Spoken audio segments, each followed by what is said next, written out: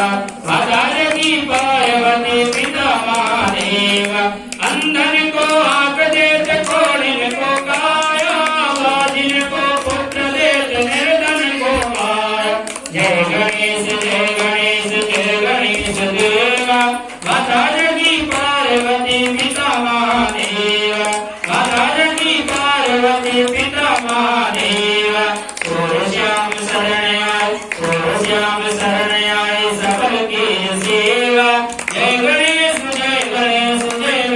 देवा कर्पूर गौरम करुणावतारम संसार सारम मुरेन्द्रहारम सदा वसन्तं हृदयाय वन्दे भवं भवानी शतं नमामि त्वमेव माता च पिता त्वमेव बन्धो च सखास्त्वमेव त्वमेव विद्या द्रविणं त्वमेव सर्वं मम देव कायेन वाचा मनसेन्द्रियैव बुद्ध्यात्मना वा प्रकृते स्वभावात् करोमि यस्याः सकलं परस्मै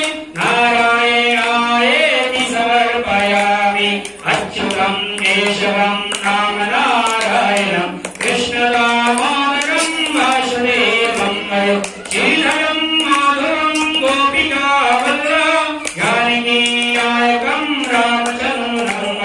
हरे राम राम राम हरे हरे